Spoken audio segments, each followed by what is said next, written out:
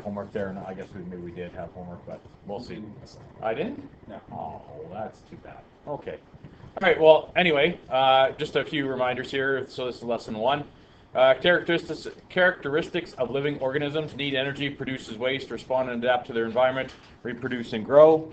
We talked a little bit about the cell theory. So there's 3 parts to the cell theory. You definitely want to know those. That'd probably be on your first quiz, maybe even on the test eventually down the road.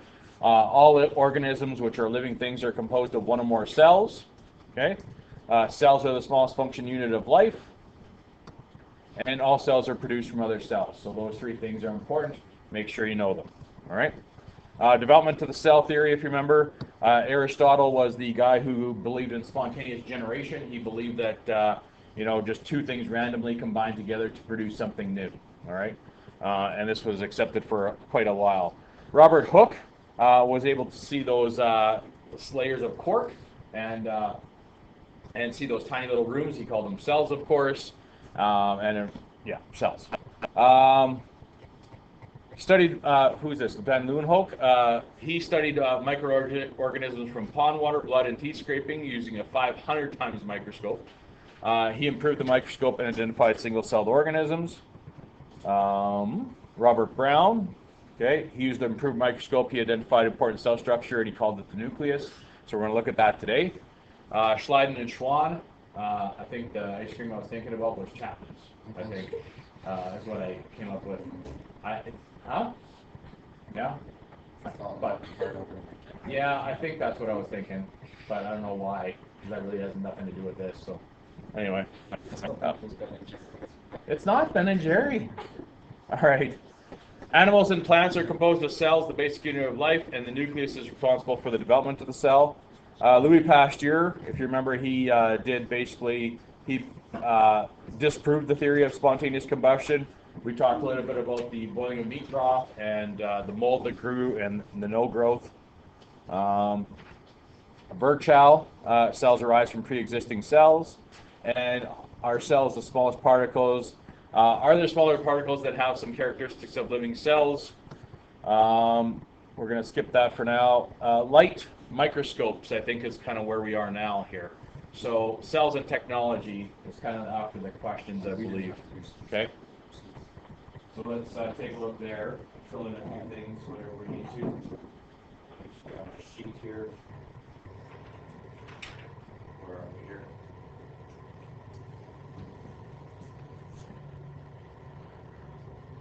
So light microscopes, yep. Simple microscopes use only 1 lens to magnify objects. Compound light microscopes use 2 or more lenses to place on top of one another. Are these are the microscopes you guys and gals would have used last year? Yes. Yeah. Okay. What kind of microscope is that? Do you know? Single or compound? Those are compound. Okay. You have basically 2 magnifying pieces. So we're going to talk about parts of the microscope. I don't know if you did that last year or not, but we're going to review that. But parts of the microscope, these eyepieces here usually have a magnification with them. Okay, in our case, I don't know what it was last year. I'm sure it's probably the same ones. They're all the same pretty much. But in our case, 10 times. Okay, so if you just look through the eyepiece itself, it usually magnifies things 10 times. And then down here, you have 3 what we call objective lenses. And those 3 objective lenses magnify again, right? So, for example, if it was, I think the smallest one we have, if I'm not mistaken, is, I think it's 4.5.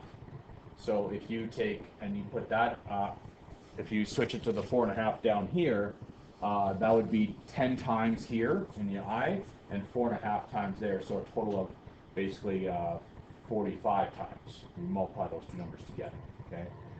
And then I think that's 4.5, I think it's 10, and 100 is what we use, I think. I have to double check.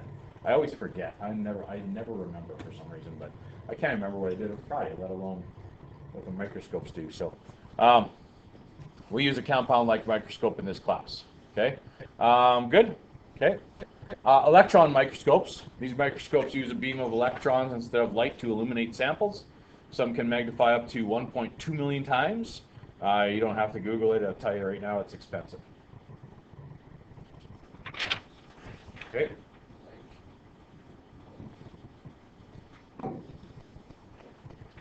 Would those 1.3 million tons, would those be something like the space or lunar microscopes? No. These are microscopes, so they got to make like that little tiny image much better. So I probably wouldn't be using that for that. And they would use that like super complex like science lab? Yeah, probably. Okay. So electron microscopes, good. A beam of electrons instead of light, good. And what's next here? Confocal laser scanning microscopes. These allow you to study samples that are too thick for a light microscope. So obviously, if it's really thick, you're not going to be able to get all the way down into the thicker objects or whatever. So this is a laser that's directed at one plane at a time. So it kind of takes cross sections and then pieces it all together for you. Okay, they basically stitch it together to kind of give you something like that would look like that. Okay, and scanning tunneling microscope. These allow you to obtain images at the atomic level. Electrons flow from a probe to atoms on the specimen surface, and a 3D image is created as the probe moves. Okay, so again, pretty high detail things that we probably don't quite understand how that even works. Okay, good. All right. Today we're going to move on from there. Let me just